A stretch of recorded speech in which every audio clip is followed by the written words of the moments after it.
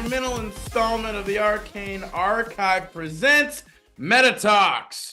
Indeed, we are back with, I do believe, numero 6 in our subclass discussion series here. That's right, indeed. We're going to be talking about count them, four particularly interesting, fun, and I would definitely say iconic subclasses in today's episode. Sammy, you want to go ahead and give the people, what are your two subclasses that you're going to be discussing with us today?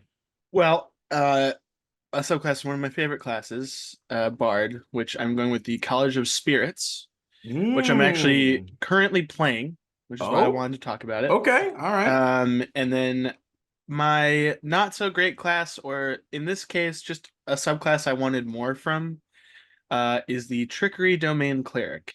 Yeah, that's a pretty popular one. Which, to be fair, Trickery Domain's been around since the beginning of 5e. I was gonna say, yeah, it's an OG subclass. Yeah, it's one of those beginner ones, and it's again been used in all kinds of some of the most popular mediums, such as Critical Role, Campaign 2, and Baldur's Gate 3, with everybody's favorite princess, Shadowheart. Yeah. Quite a popular one indeed. I will confess though, I don't know much about Bard's College of Spirits though. It's a weird one. Yeah, I have not delved too deep into that one, so this will be a bit of in a way I love an educational episode for me as well as for the rest of our little audience here. What are your class choices for today? Fine day. I've decided to pick again, keeping in a similar vein. Like, we haven't talked about some of the best subclasses for Rogue quite yet. We, I believe, talked a little bit about Thief back in like the first subclass discussion that we did, sort of again as a means of like similar to Trickery, like it in the world of D&D, or at least in the tabletop edition version, it leaves a lot to be desired. Like, it can be really good and interesting, but it needed a little bit of tweaking and some additions to really make it viable. Whereas in the Baldur's Gate version, it was actually quite amazing. One of the best. It's the best one. Yeah, the best rogue subclass. But that being the case, I was like, you know what? Why don't we talk about an actually really amazing subclass for the tabletop version, known as Swashbuckler. We have mentioned this subclass in a couple of different previous subclass discussions, I believe. Reference. It's the only good subclass to come out not the only good one. Only good subclass to come out of Sword Coast. The only good one. There are at least two others that are actually good. It's the best. It's not the best, damn it. Okay, anyway, it is one of the best subclasses to come out of Sword Coast Adventurer's Guide, and it is one of the best rogue subclasses. Its counterpart for me today, I'm going to speak more on the monk, because I wanted to go with our favorite, two Dex classes, our Dexy boys and such. I'm going to talk about, again, another quite beloved, iconic, archetype for martial artists. We all know it. We all love them. We've seen them in movies. We've seen Jackie Chan betray him. It is Way of the Drunken Master Monk. This is probably the most iconic, archetype or sub that they applied to a subclass for monk.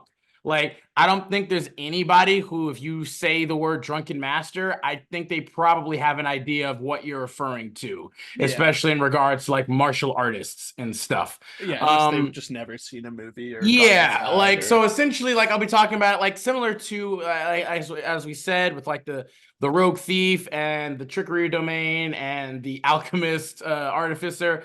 It is definitely, again, really cool. There's some nice flavor aspects to it, but in terms of actual mechanic efficiency and application, it unfortunately kind of falls a little bit behind and short compared to a number of the rest of the monk subclasses. Not to say you could be completely viable.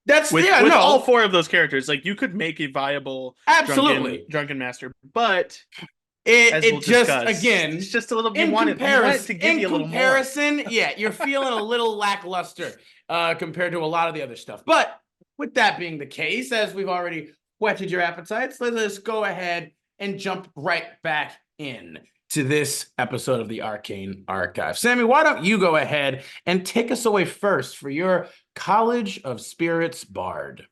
All right.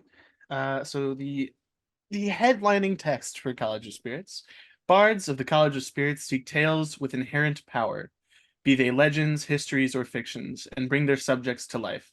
Using occult trappings, these bards conjure spiritual embodiments of powerful forces to change the world once more. Such spirits are capricious, Capricious. though, You had it the first time. You said it the first time. And what a bard summons isn't always entirely under their control.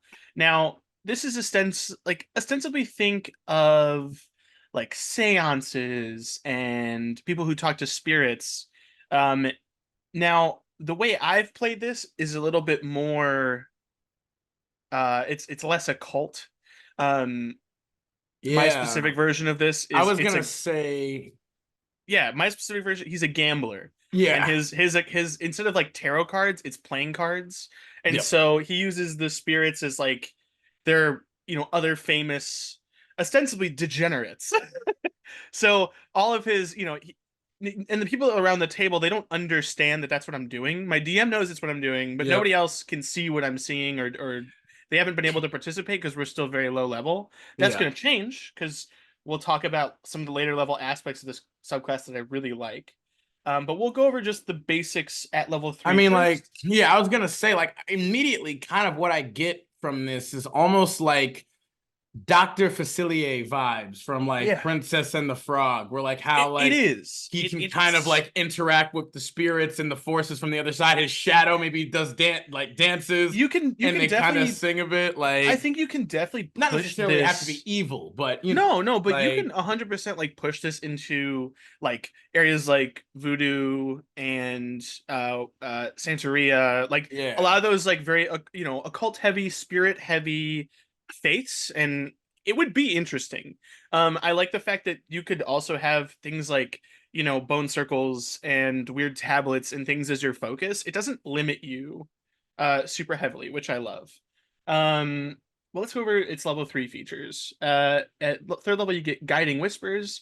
You can reach out to spirits and guide you and others. You learn the Guidance cantrip, which doesn't count against your number of bard cantrips, and you have a range of 60 feet when you cast it. Which I believe, which cleric subclass has that? Or is that Spare the Dying that they have at that level? Yeah, Spare the Dying would be, I believe, Grave cleric. So can cast it as a ranged touch ability. This is nice because it changes a touch cantrip into a 60-foot cantrip, so you can help your friends from pretty far away, which is nice. At the second of the 3rd level features is Spiritual Focus. You employ tools that aid you in channeling spirits, be they historical figures or fictional archetypes. You can use the following objects as a spellcasting focus for your bard spells: a candle, crystal ball, skull, spirit board, or Taroka deck. Now, if you're anyone, you can change this around, obviously. Yeah. But yeah, tarot cards, playing cards, hell, even it's just primarily for flavor anyway, so you might as well weird mirrors and things, anything that kind of gives that vibe you're trying to go for. And then starting at 6th level, when you cast a bard spell that deals damage or restores hit points through the spiritual focus, roll a d6, and you gain a bonus to 1 damage or healing roll of the spell equal to the number rolled. So it's like a mini life cleric buff to your healing or damage spells. That's huge. We take those. Yeah, I mean, again, it's very similar to the Alchemist in that way too. This is something that always applies. I know a D6 is a D6, but it always applies. It's still great. D6s are the most commonly used dice in the game, so you know what? We'd take those. And then the last 3rd level feature is Tales from Beyond.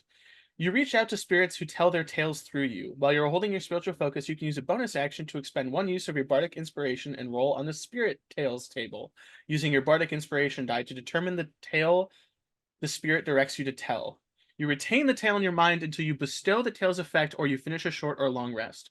You can use an action to choose 1 creature you can see within 30 feet of you, this can be you, to be the target of the tale's effect. Once you do so, you can't bestow the tale's effect until you roll it again. You can retain only 1 of these tales in mind at a time, and rolling on the spirit tales table immediately ends the effect of the previous tale. If the tail requires a saving throw, the DC equals your spell save DC. Wow, this gets 3 abilities at level 3. Man, that is a meaty start. Yeah, 2 of them aren't huge. One's an extra D6 and one your mean, focus, and the other one's guidance. But still, people spam guidance, like especially after Baldur's Gate 3. Good Lord. Well, that doesn't at range now. Yeah, it's fun. I kind of forget that I can do that. I bet my you game do. Because you know why? Yeah. You know why? Because I don't want to help people. Yeah, exactly. I know. Yeah, you're like, screw you, do your own thing. Basically. So I'm gonna go over the tails, and the interesting thing is that it is numbered from 1 to 12. Yeah. So as you get a higher level in this class, you get better ones. New tails. Some of them, even some of the ones you get at the beginning, are, I would say, on par with the later ones. I would say, yeah, it makes sense, but you still get more and potentially different or better ones, I would assume, as you go. The cool bit about this is that you don't get to choose, and it's completely random every time you roll it. Yep. So you might get what you need, or you might get something that's good to hold in your back pocket. I very much enjoy this mechanic. But let's go over some of the tails. If you roll a 1 on the die, tail of the clever animal, for the next 10 minutes, whenever the target makes an intelligence, wisdom, or a charisma check, then the target can roll an extra die immediately after rolling the d20 and add the extra die's number to the check. The extra die is the same as your bardic inspiration die. That's huge. Intelligence, wisdom, or charisma checks. Yeah, that covers basically everything that you're really going to be doing. Yeah, the second tail is Tail of the Renowned Duelist. You make a melee spell attack against the target. On a hit, the target takes force damage equal to 2 rolls of your bardic inspiration die plus your charisma modifier. Which is fine. I mean, it's cool. Why not? We take those, a little extra damage or force damage on top of it, you know? Yeah. Tail of the Beloved Friends. The target and another creature of its choice it can see within 5 feet of it gains temporary hit points equal to a roll of your bardic inspiration die plus your charisma modifier. Which is cool because you can give this to someone and they choose where it goes. Yeah. So it's not just you, which I like. I like that this is kind of not all of it is up to you in a way. Because it's the spirits, it's not you. Well, because it's the target and another creature of its choice it can see within 5 feet of it gains. So it's two people, basically. Yeah, but you choose the first target and they choose the second target. Yeah. At Bardic Inspiration die 4, Tail of the Runaway. The target can immediately use its reaction to teleport up to 30 feet to an unoccupied space it can see. When the target teleports, it can choose a number of creatures it can see within 30 feet of it up to your charisma modifier to immediately use the same reaction. Wow. So that's a pretty cool battle replacement. But again, this requires you a lot of these. It's better if you have high charisma, but still pretty good. I mean, obviously it does still cost everyone's reaction, but it's still it's almost like the ability. It's like the spell scatter at a lower level, and they have to agree to it. So you can't. That's what I mean. It is willing, but obviously with scatter, they have to make a save. But even with this, it's that's still at a lower level, mass teleport, basically Misty Step, which is awesome. Mass Misty Step. Tail of the Avenger at 5. For 1 minute, any creature that hits the target with a melee attack takes force damage equal to a roll of your Bardic Inspiration die. At 6, Tail of the Traveler. Target gains temporary hit points equal to a roll of your Bardic Inspiration die plus your Bard level. While it has these temporary hit points, the target's walking speed increases by 10 feet, and it gains a +1 bonus to its AC. At 7, Tail of the Beguiler. The target must succeed on a Wisdom saving throw or take psychic damage equal to 2 rolls of your Bardic Inspiration die, and the target is incapacitated until the end of its next turn. At 8, Tail of the Phantom. The target becomes invisible until the end of its next turn, or until it hits a creature with an attack. If the target hits a creature with an attack during this invisibility, the creature it hits takes necrotic damage equal to a roll of your Bardic Inspiration die and is frightened of the target until the end of the frightened creature's next turn. There is no save on that. No, it just happens. It's just frightened. Yeah, if the creature if it takes the necrotic damage. Mm-hmm. So it's okay, that makes sense. Yeah. No, it doesn't even matter if it takes even if it's immune to necrotic damage, it still gets frightened. No, you're right. Regardless, because if it gets hit, it'll still get frightened, even if it takes the attack at all. Yeah. And then at 9, Tail of the Brute. Each creature of the target's choice it can see within 30 feet must make a Strength saving throw. On a failed save, a creature takes thunder damage equal to 3 rolls of your bardic inspiration die and is knocked prone. A creature that succeeds on its saving throw takes half as much damage and isn't knocked prone. Okay. At 10, Tail of the Dragon, the target spews fire from its mouth in a 30-foot cone. Each creature in that area must make a dexterity saving throw, taking fire damage equal to 4 rolls of your bardic inspiration die on a failed save, or half as much damage on a successful one. Okay. That's also a fun one because obviously all of these use your action. Yeah, but you can make it originate from someone else. different targets. Yeah. And they don't. Do they have to make a save? You can just make it like it's a saving throw. Well, no, not against the fire breath, but to make that target be affected by your tail. Like you can just make that happen, right? You can just choose. I guess, yeah. Like because it doesn't. I'm looking up here. It doesn't say that there is like. Okay, it does say if the tail requires a saving throw, but none of these to just make them happen. It doesn't say anything about a target being able to resist having the tail take effect. So here's the only problem. I don't know how you would rule you using this on an enemy and whether or not they get to direct where the fire breath goes. Because I assume if I were to use this on my friend, they could choose where they breathe the fire. I don't know about that because it does specifically say the target just spews fire from. It doesn't give you the option like the others do. It's saying like the target gets to choose like whatever. I think it's literally like you just like are like, hey, tail of the dragon, and you're like your friend's like, wait, what? And then just like spews fire out like randomly like at that moment because it doesn't tell them like your target or the target now gets to decide when and where they spew fire. It literally just says the target spews fire from the mouth in a 30-foot cone. So what could be really interesting actually is if you target an enemy, say you have like an enemy commander who's like all the way in the back and he has like a number of minions in front of him. Well, you have to, it's 30 feet. Yeah, so either way, range. It's 30 feet. But again, if he's 30 feet from you, you can still like move up or even like to the side.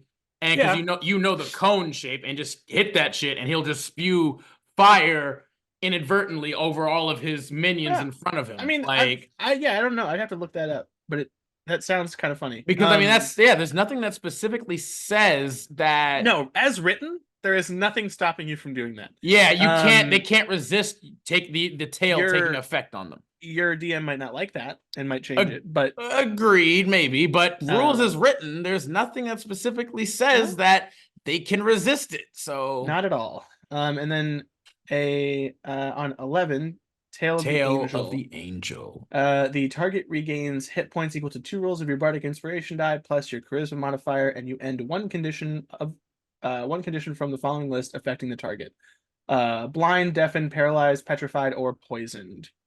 And then 12, Tale of the Mindbender. You evoke an incomprehensible fable from an otherworldly being. The target must succeed on an intelligence saving throw or take psychic damage equal to 3 rolls of your bardic inspiration die and be stunned until the end of its next turn. That's basically a brain blast. Yeah, literally, it is. So yeah, as you can see, there's a breadth of buffs and attacks in here.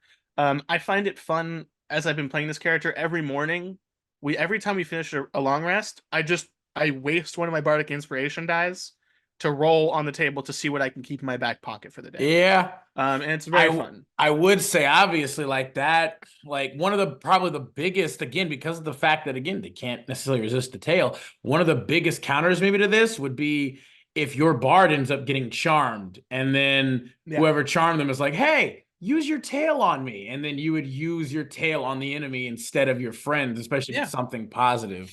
So there's a lot. Like I love the flavor aspect of it for sure. This one, which book did this come from again? Did it come from the newest one? This is a new one. Yeah, I think it came from what, the Book of Many Things, was it? Or no, before that? Which one? It's been here for a little bit. Has it? I think Tasha's. Maybe? Is it Tasha's? Wow. If so, I have not like checked this one out at all. I'm like strange. Like I completely, I guess, just glided over it. I feel like it had to have been newer than Tasha's, but it's not that new. Fucking check. And then at 6th level, you have Spirit Session. Spirits provide you with supernatural insights. You can conduct an hour-long ritual channeling spirits, which can be done during a short or long rest. using your spiritual focus. You can conduct the ritual with a number of willing creatures equal to your proficiency bonus, including yourself. At the end of the ritual, you temporarily learn one spell of your choice from any class. The Wow. spell you choose must be of level equal to the number of creatures that conducted the ritual or less, including yourself. The spell must be of a level you can cast, and it must be in the school of divination or necromancy. The chosen spell counts as a bard spell for you, but doesn't count against the number of bard spells you know. Once you perform the ritual, you can't do so again until you start a long rest. And you know the chosen spell until you start a long rest.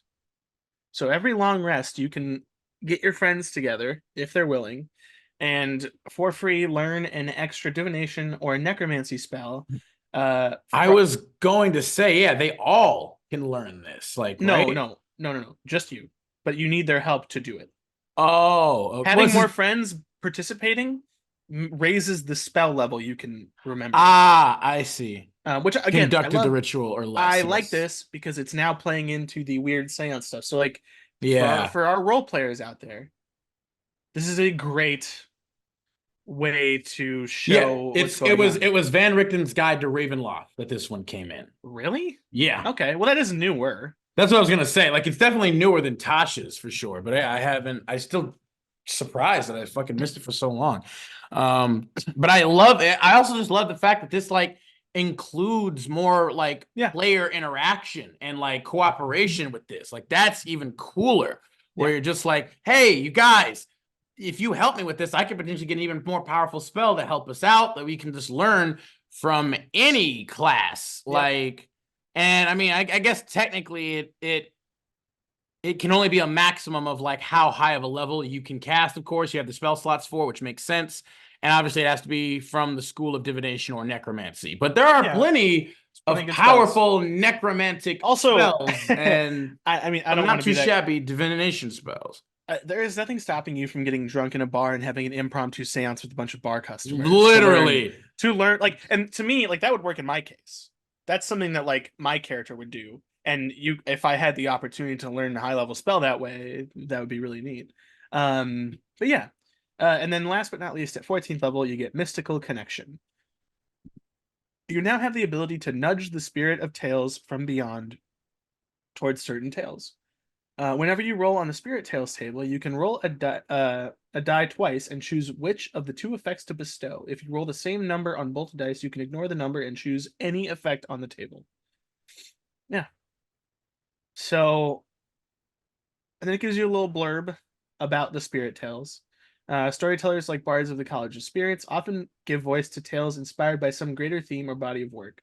When determining what stories you tell, consider what unites them. Do they all feature characters from a specific group, like archetypes from the Tarot deck, figures from the constellation, childhood imaginary friends, or characters in a particular storybook? Or are your inspirations more general, incorporating historic champions, mythological heroes, or urban legends? Use the tales you tell to define your niche as a storytelling adventure.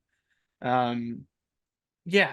Obviously, the 14th level, it's a bit meh in terms of what it sounds like, but being able to have the opportunity to choose which tale you grab. It's still nice. You have at least a little bit more choice. You have two options. And you get two options every time, which is nice. But the reality is, a lot of these that do damage, the damage only goes up as you get higher in level because your bardic inspiration die increases. Goes higher, yep. You get access to more, which I like. Like, you get access to more, and you have the opportunity to use them more often because you get more bardic inspiration die in general. But it's also like the fact, again, third level ability right from jump that continues to increase in efficacy and application throughout your entire career with this character. Again, people, remember, that's what we said. Like, that is a wonderful hallmark and an aspect of great subclass builds and the construction of a great subclass is when you have abilities that you will just use throughout your entire time with that character. And if not, hopefully they get better. Even if they're just super good at the start and you just always use them, even better if they literally get progressively better as you get progressively stronger. This is a fantastic subclass. It's rife with amazing roleplay potential and meaty like interactions, as well as just it is a meaty stat block of features. Like, you just get, again, from jump, 3 separate abilities. Like, that's phenomenal. And we forget that this is right on top of just being a full spellcaster as a bard and Yeah. the stuff that they get. You know, they'll still get like magical secrets and I mean, I expertise was and gonna jack of say all trades. they get And all of that stuff too. Like obviously, bards are a little bit lacking in terms of like outright firepower. They are of that's the one course, downside. yeah, they are of course the skill monkey class. They're one of the skill monkey classes where they're supposed to be They're a utility caster. far more effective outside of combat than usually in Yeah. it. In terms of in combat, they are far more supportive slash control. Yeah. But this does provide that as well, but it just gives them even more options that don't rely on their spells, since they also would have more limited spells compared to a lot of the others as well. I mean, I'll say this, Adam. As much as you like to talk about how sorcerers and bards, they just don't have the breadth of options or as many spell slots, et cetera, et cetera, et cetera. Every time I've played a high level bard, I don't. Oh, I mean, There's always ways to get around it and still high and level still be bards are yes for there's sure. still even like mid and like fifth level and up. There's still so much you can do if you're smart with it. Oh, for sure. But that is the thing. It does require a lot of very Yeah. deliberate, specific strategy, application, and planning. Yeah.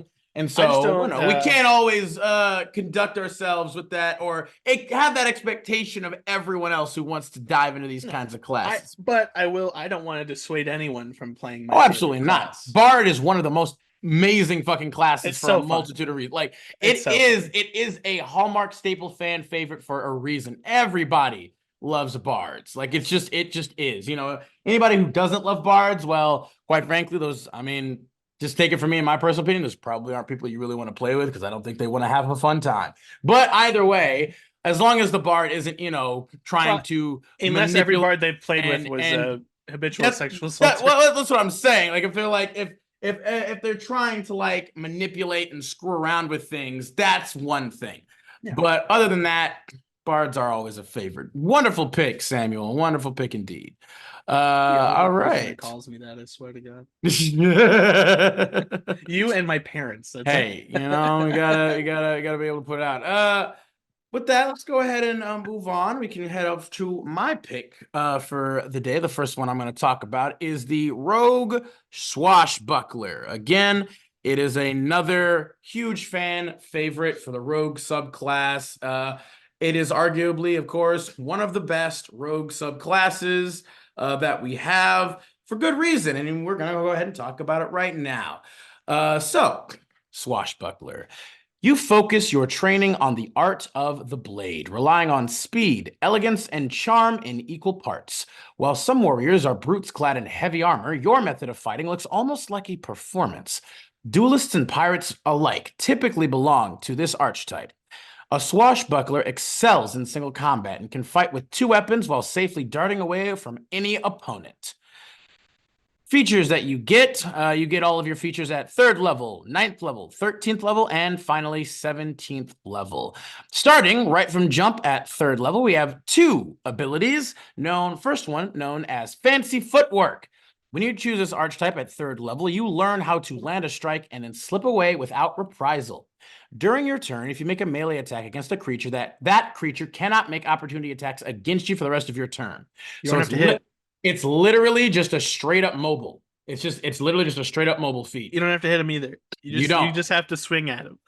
It's literally like if you make a melee attack, it doesn't say you have to hit them. It is literally a free mobile feat without the extra 10 feet of movement. And that's fine because you're a rogue, so you can just bonus action dash anyway if you wanted to.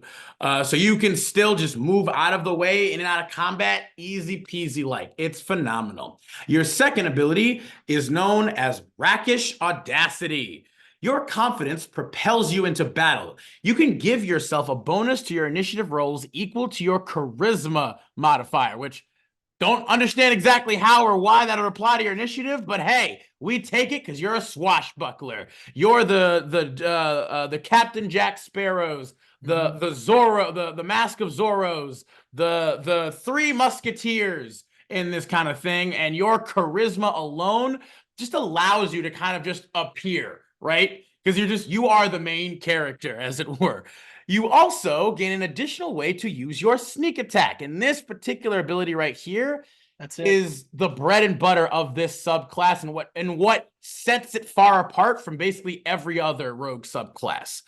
You do not need advantage on the attack roll to use your sneak attack against a creature if you are within 5 feet of it. No other creatures are within 5 feet of you, and you don't have disadvantage on the attack. All the other rules for sneak attack still apply to you, however. But essentially, in layman's terms, what that means is if you are literally just squaring up with a dude and there's no one else around you, you're literally just like, ha ha, my God. And, you jump forward, you're able to focus all of your attention on still being able to stab at those places and those weak points in their defense. As long as no one else is around you, kind of screwing with your focus, you can attack them. And again, don't get it wrong. It specifically is you can attack a creature within 5 feet, so it does usually have to be a melee attack. It could be a ranged attack, but you just have to be within 5 feet of them. If no other creatures are within 5 feet of you, but they can be within 5 feet of your enemy. So you can be flanking with this, for instance, and technically it would still be able to be applied. Now, if you use the rules of flanking, you would probably just get advantage automatically anyway. But if you don't use the alternate rules or the, potential rules for flanking, then you would still at least be able to use your sneak attack at that point as well. Because technically speaking, obviously, if there was another creature who was hostile, but if it's, let's say it is an allied creature of the enemy you're attacking, and he's on the other side of him, you can still do this effect. Yeah. It specifically is only if there's another creature within 5 feet of you. And normally, if there was another creature within 5 feet of you, they would probably be your friend, in which case they would probably also be within 5 feet of the target. So you would still get sneak attack anyway because you're both right there. So luckily, that usually shouldn't mess with that. The only time where it becomes an issue is when you start to get surrounded by enemies specifically. But that's also why you have fancy footwork, so that you can keep moving and dancing around the battlefield without incurring attacks of opportunity and without getting yourself surrounded on all sides by enemies. But moving on, at 9th level, you get another incredibly powerful, potent ability known as Panache. Your charm becomes extraordinarily beguiling, and as an action, you can make a charisma persuasion check contested by a creature's wisdom insight check. The creature must be able to hear you, and the two of you must share a language. If you succeed on the check and the creature is hostile towards you, it has disadvantage on attack rolls against targets other than you and can't make opportunity attacks against targets other than you. This effect lasts for 1 full minute until one of your companions attacks the target or affects it with a spell, or until you and the target are more than 60 feet apart. Now, if you succeed on the check and the creature isn't hostile to you, it is charmed by you for 1 minute. While charmed, it regards you as a friendly acquaintance, and this effect ends immediately if you or your companions do anything harmful to it. Quick reminder, it doesn't remember that you charmed it. It doesn't. This is not, it's not a spell. It's not a thing where it's like they see you cast a spell, or even if they don't, but they can feel you immediately manipulating them. This is literally just, again, your Captain Jack Sparrows, your Musketeers, your Maskers, all of those, again, rakish, panache, charismatic swashbucklers who, for whatever reason, despite all of their just seemingly dysfunctional, selfish, annoying kind of tendencies, you just can't help but like them. Handsome sons of bitches. You don't know why. You don't know what it is. They're just so charismatic, and you can just kind of you just like them. And you get one of these and a College of Glamour bard in a party. It's kind of insane. You can charm your way through a town, and no one ever knows what you did. You don't even have to fight. You would never have to fight again. Every combat encounter would have to. Well, that's not true. Well, if they're hostile to you, you can't. Well, that's what I'm saying. That's what I'm saying. Every combat encounter would have to just already be happening for you to be able to get through. But not even just that though. You could basically be like College of Glamour Bard. Hey, calm emotions. Yeah, and then you could do this. It's a fun one because, to be fair, it's only for a minute. To be fair, but you can get a lot done in a minute, and also charming someone in this way is unique to a couple subclasses of other classes. Every other charm spell, for the most part, has this little tidbit right at the end. Yep. Where it's like they remember they become hostile towards you after the effect ends. Or they know that you used magic to charm them. Whether or not they become hostile is the GMs usually, yeah. But the fact that this doesn't have that tidbit means rules is written. You can go up to a guard, charm their fucking socks off, get them to give you whatever information you want as a friendly acquaintance, and then bid them adieu. And they'll be a little confused, but they won't think anything of it. Now, to be fair, I guess if you do this enough, people might.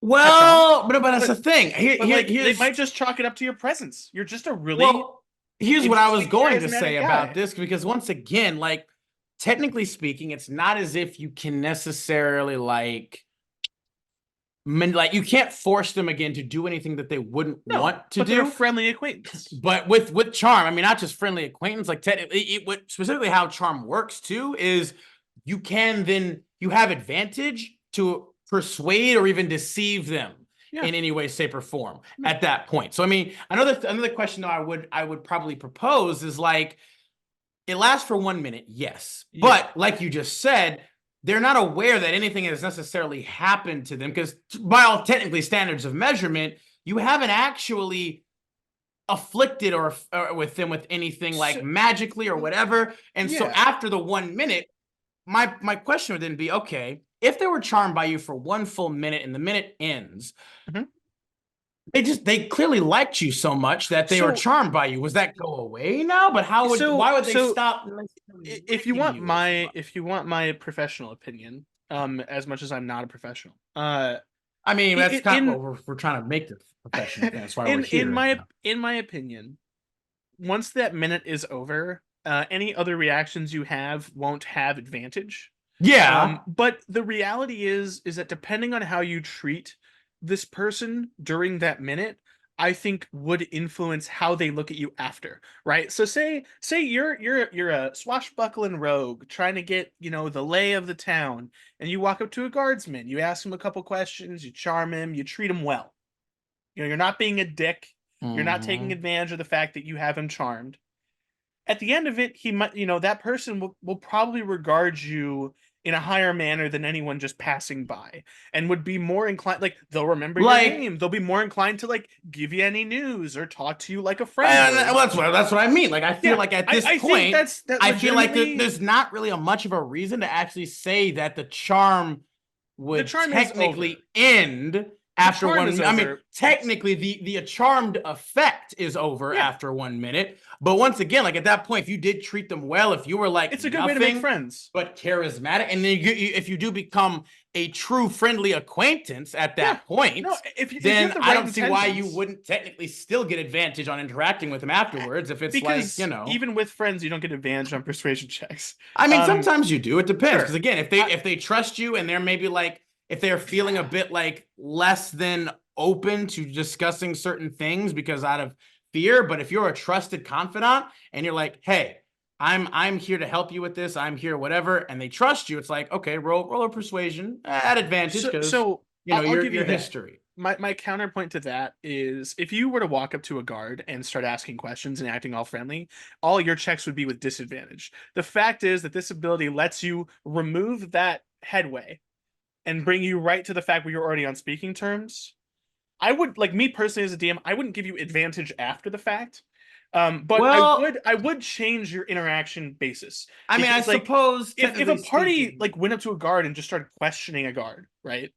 They're not going to want that. They're going to be like, but here's the thing. It really depends on how you do it, obviously, 100%. Right? Yes. Like, so, we walk up to a guard, obviously you don't want to start just simply grilling the dude for whatever, because that's suspicious. That's straight up suspicious. But if you walk up to him like, hey, how's it going, my man? Apologies for interrupting your, incredibly important guard duty right here. As he like looks around, he's like, things are really looking hard for you today, aren't they? You start trying to literally kind of charm them, and he's just like, he's probably fucking bored out of his mind on normal guard posting duty. I think it really depends on who you're trying to talk to. Because not to mention, to be fair, there's nothing in this fucking description that says you can't just keep doing this over and over again. It literally costs inaction, and then you have to make a check.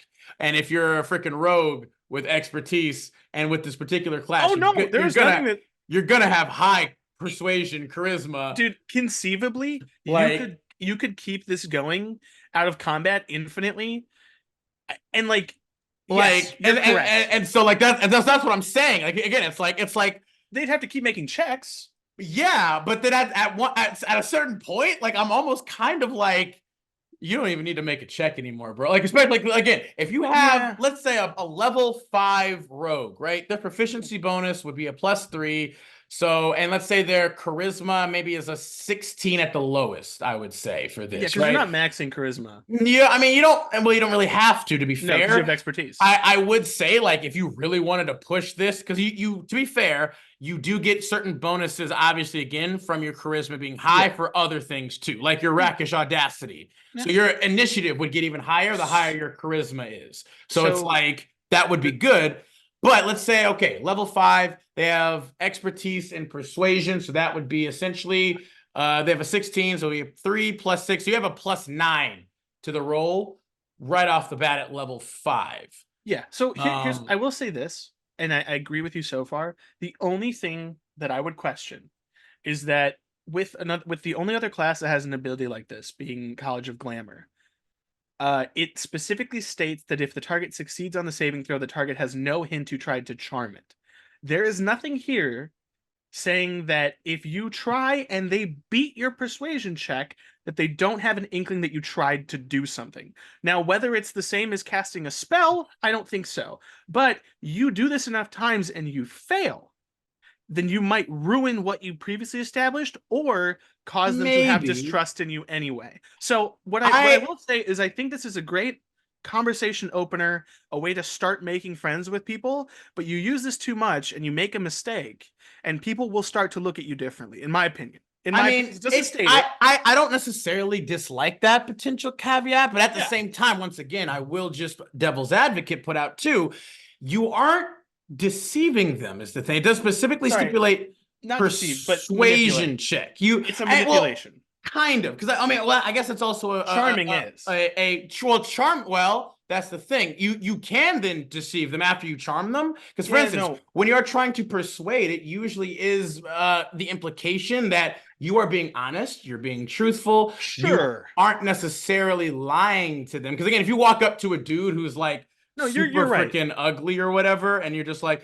well, hello, you are such a handsome, attractive, like you are clearly lying to them, and they could probably take offense to that. My only caveat would be with the persuasion check, you would usually probably be something, and to be fair, here's what I will say, as I feel like maybe a fair almost restriction or a necessity for this is you can't lie, right? You can be very charismatic, you can be complimentary, but you do have to keep it truthful. If I give if I give you a description, like, hey, this guy looks to be like super gruff, he's got scars and stuff all over his face. Like, well, some people find that beautiful. That's what I'm saying. Some people can, or even more so, it'd be like you can find that to be really, again, maybe intimidating, or you can find it to be like you can ask them about it. It's like, hey, how did you get your scars? Like, I actually kind of like, they're really cool, or they're really like, they define your features in such a way that really brings out, I feel like this, like, so you can be, again, I feel like if you try to lie or deceive, then you couldn't use your panache like that. You have to be honest. Another thing I will say though, once you do charm them, there's nothing that says that you can't technically use panache again and they get advantage because they're charmed. Sure. I guess the caveat would be charms don't stack. And so like if I was a DM and someone brought this to the table, I'd be like, you can't do it again until it ends. So I'm not just going to let you continuously roll with advantage and advantage. Because like, I'm sorry, but if I just let it go, this is a little broken. I know. That's what I'm saying. This as well is pretty busted. I don't think that was how it was intended to be used. I mean, because technically speaking, let's say like for the charm spell.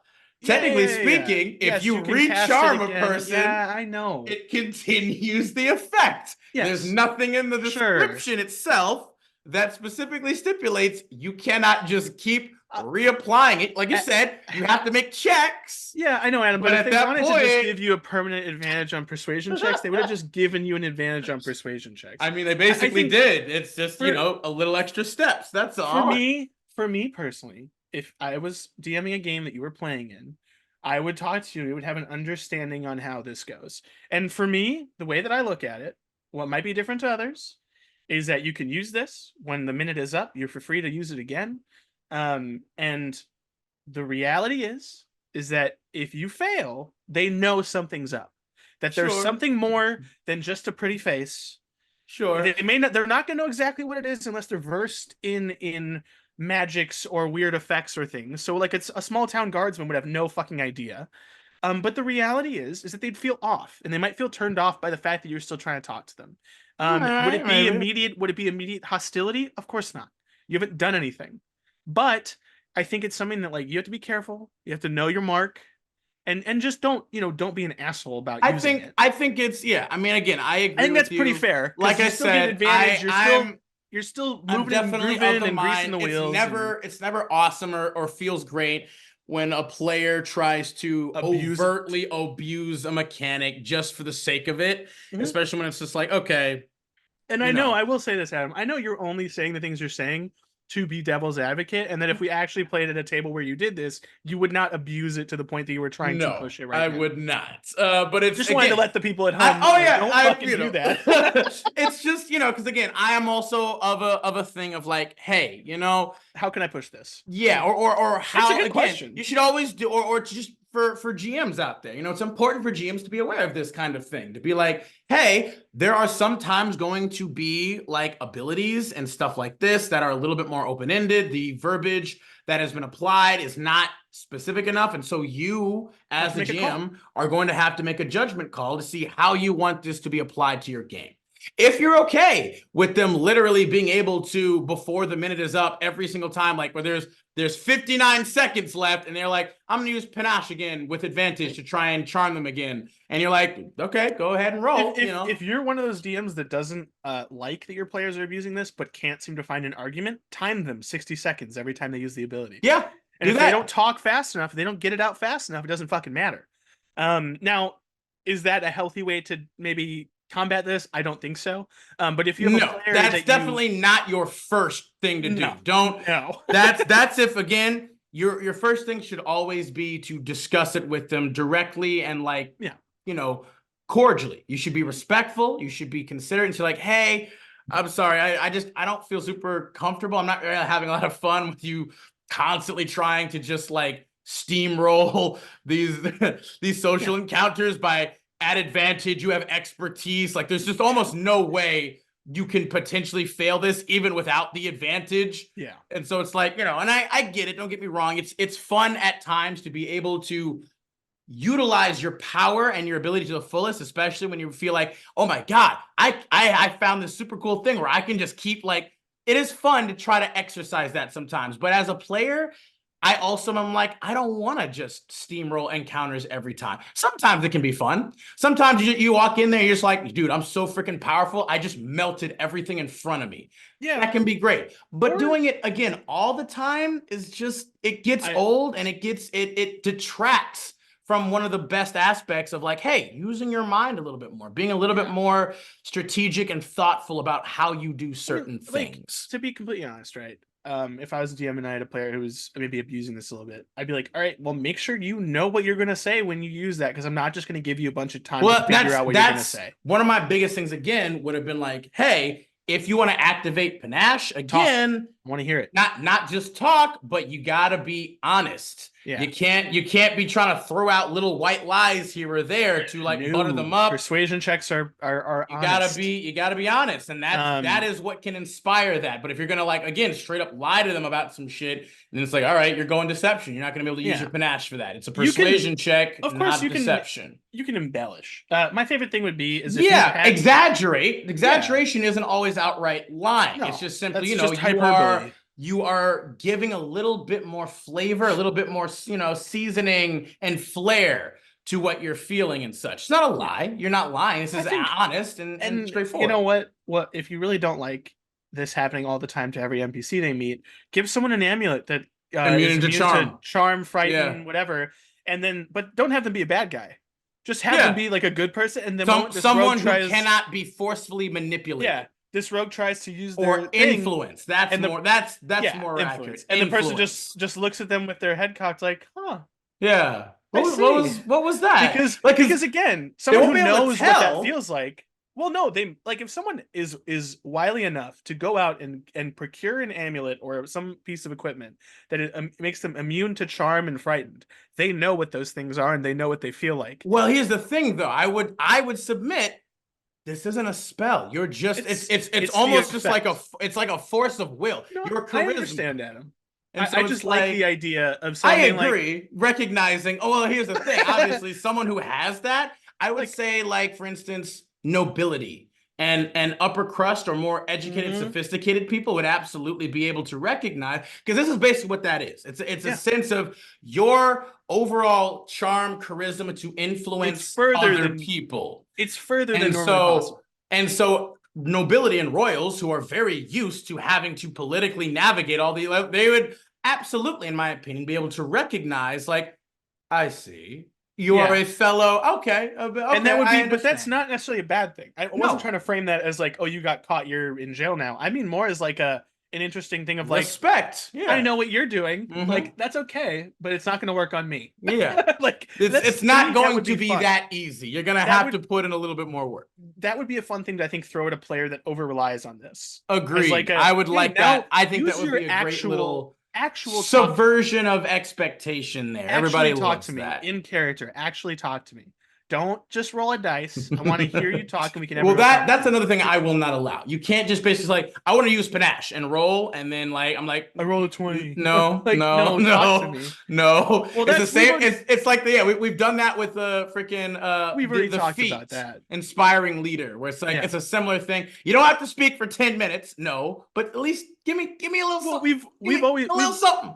Just a little something.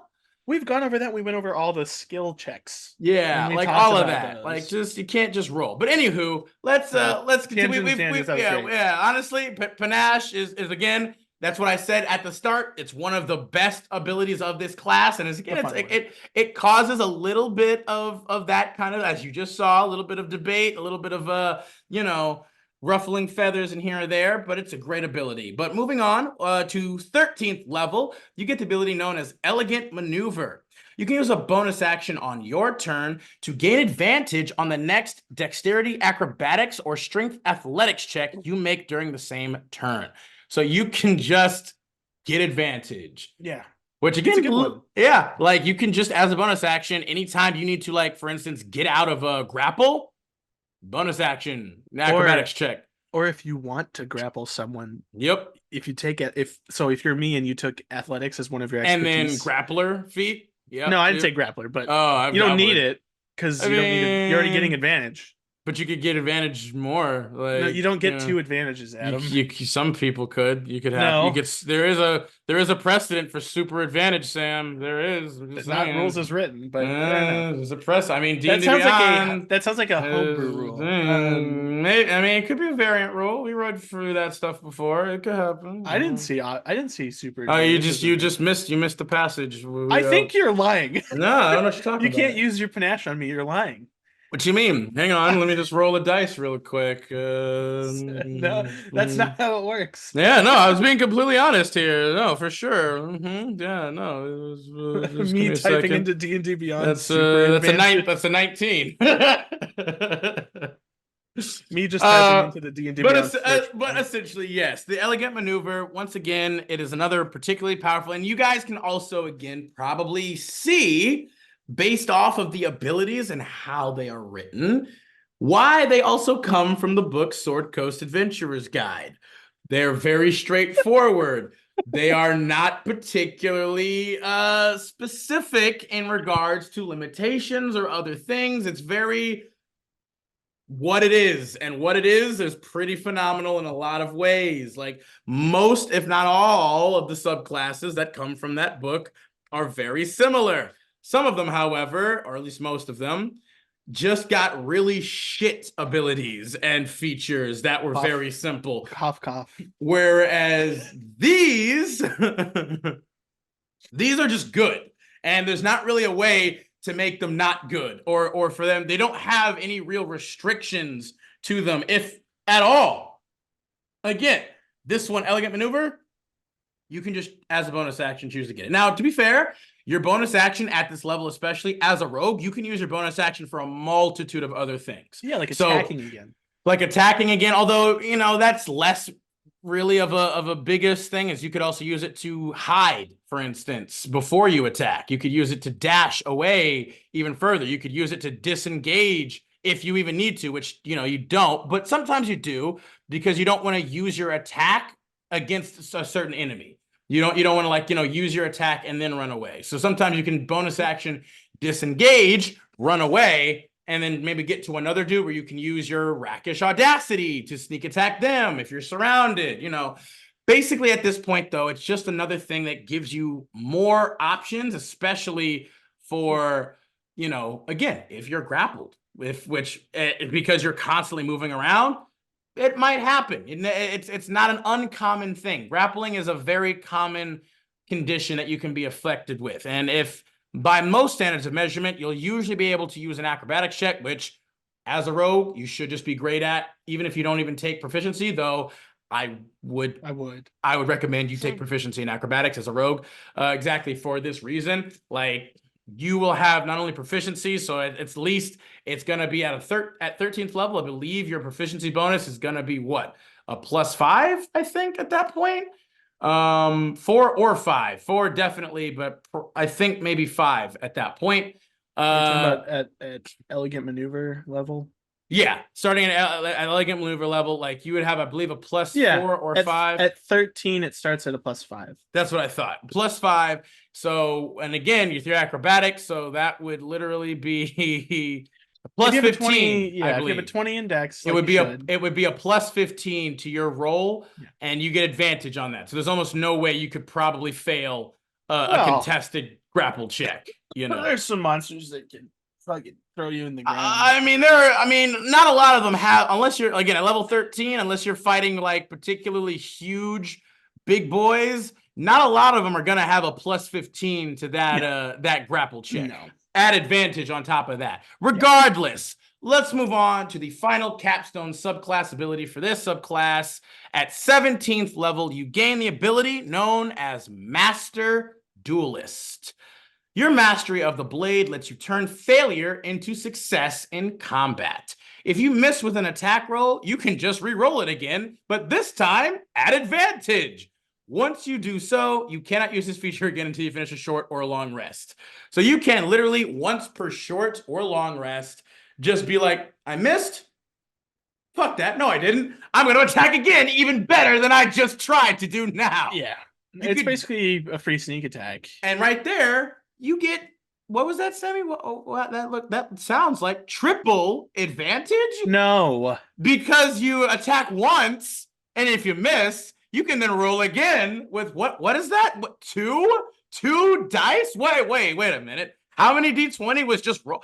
3 D20? No, because one of them just doesn't count anymore. Also, but it could have, though, technically. Hey, you know what? Just take Elven Accuracy, and then you get triple advantage. There you go. Just do what I did on You could do even more. You could be an elf as the swashbuckler, take Elven Accuracy, do this, and you get, what is that, sextuple advantage? No, it's just 4 dice. Okay, fine.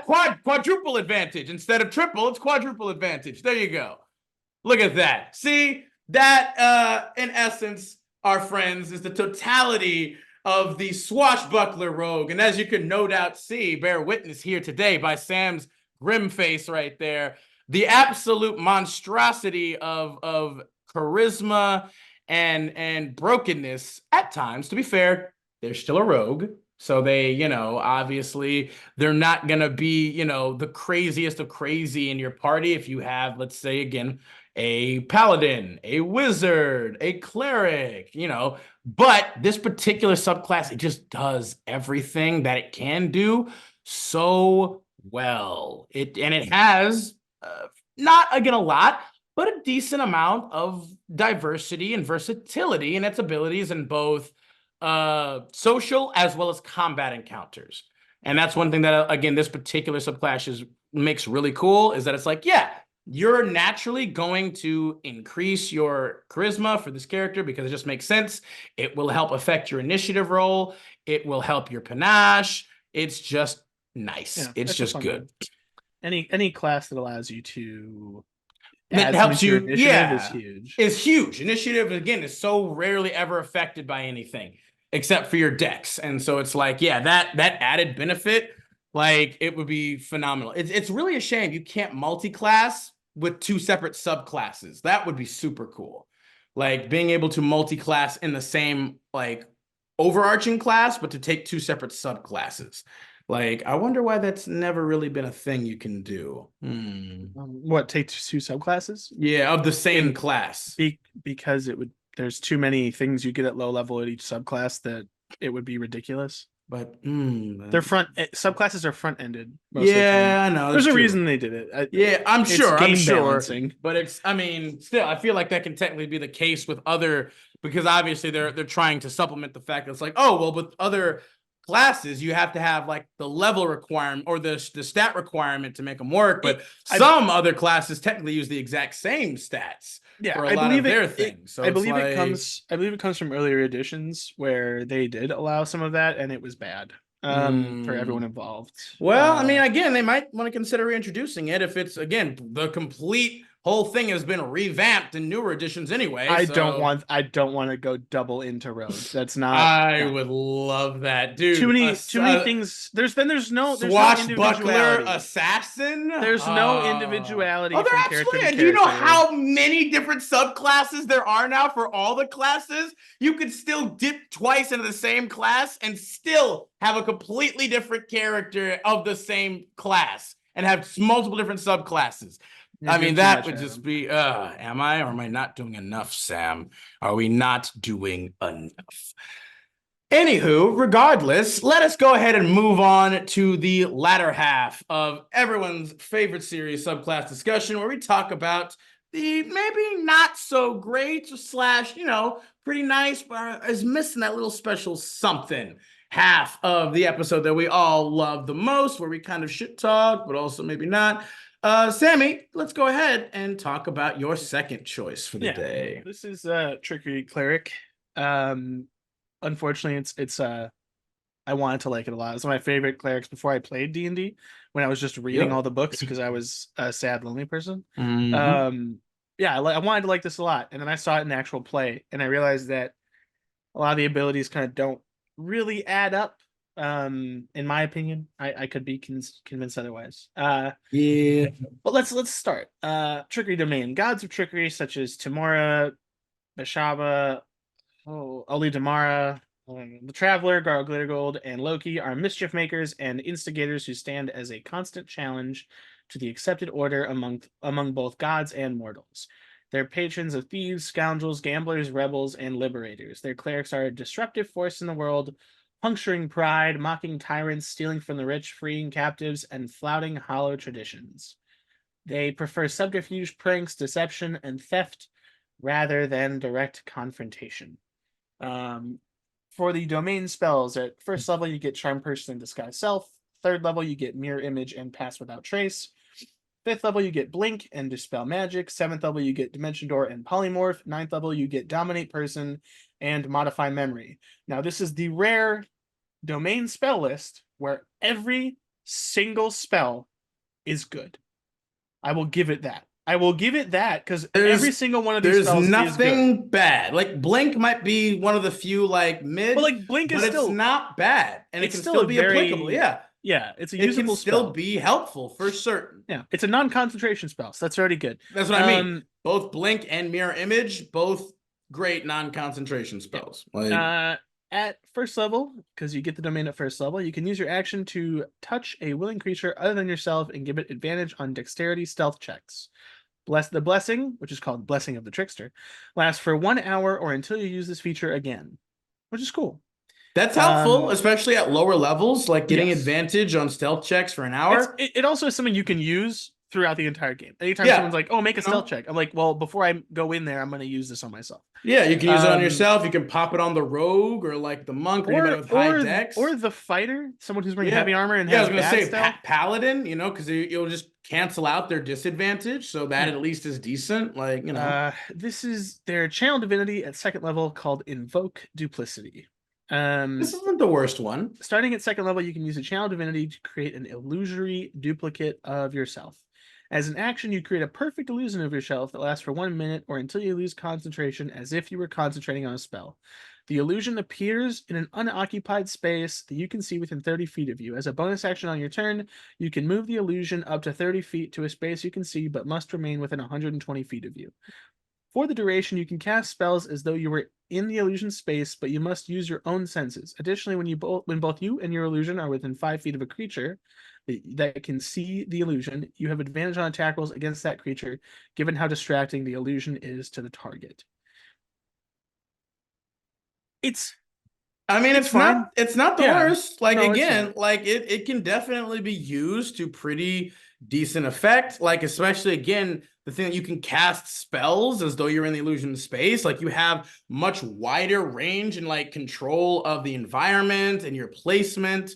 Like, it's still not too shabby at all, especially again when, like, if you're both within 5 feet of a creature, you have advantage on attack rolls against that creature. Like, it's, you know, so it's like you go in there with a inflict wounds. I was waiting for you to say that. Again, we talked about this with the Death Cleric. There is no conceivable reason, as a cleric who only gets access to shitty medium armor and light armor, that you should be frontlining ever.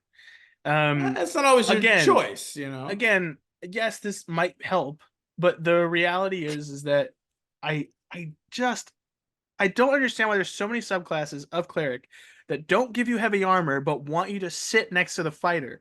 I do not understand it, because you are not tanky. You do not have good hit dice. You will not have good AC because you need con for concentration and you need wisdom.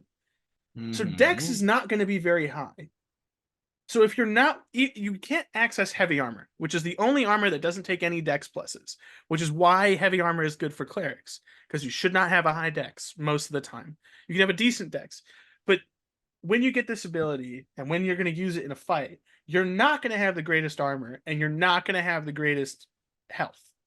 Well, so it's confusing to me. Here's another aspect, perhaps, as well, is that again, with this particular ability, I also feel like it is not outside the realm of reason, fairness, to basically be like, hey, if you literally, like, I feel like it can almost function similar to the mirror image spell, where like if you invoke some people might fall for it, they won't be able to tell which one is you and which one isn't until one of them hits, until one of them attacks it, realizes that's the illusion. But here's the thing, though. Technically speaking, you could also have your illusion mimic you, and if you like touch them at the same time, exactly because of what the flavor text says, it says you gain advantage on attack rolls against that creature given how distracting the illusion is to the target. So they might not even be able to tell if your illusion literally mirrors you exactly the same thing and they both touch you at the same time, or if they even pretend to fire like a spell at you from like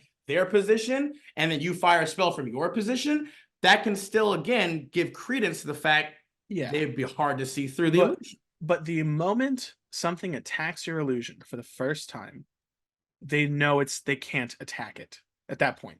So from then on, unless you are actively hiding yourself and switching places with the illusion, they know which one is you. Yeah. Now they can figure it out, but it's very hard to do that. And any intelligent creature will understand that just hitting you is going to get rid of that illusion anyway. Yeah. But they got to find you first. But they have to find you. Yeah. But odds are you're not.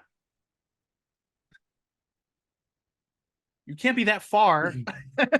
You can be up to 60 feet away, or hang on, 120 feet. 120 feet, even more. But you have to see through. You have to, like, if you want it to do anything, you have to be able to see the battlefield, which also limits where you can hide. And before you say anything, because a lot of people like to do this, where they hide in places where I'm like, you can't fucking see anybody, so it doesn't matter what you're hiding, but you can't attack anyone, because you can't see.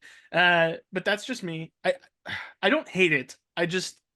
I hate all these clerics that are like, go hang out in the front line with the fighter and the barbarian, when if they decide to focus you because you're a healer, so of course they're going to focus you. Well, I'm sorry, even goblins know to focus the person that's healing other people. A lot of other characters that suffer from that, or classes suffer from that. Like, again, both warlocks as well as bards to a certain extent also suffer from the fact that it's like, hey, you can give them dex, of course, but in this particular sense, like they also could technically benefit more so from having high charisma and high constitution, especially warlocks. However, they are also just like clerics are like, hey, you get, light armor and medium armor, and you get like a weapon. And even warlocks more so, we're like, hey, they almost want you to, even if you don't take freaking Pact of the Blade, they're still like, hey, we have all these spells that help you do damage with like weapons and stuff. And it's like,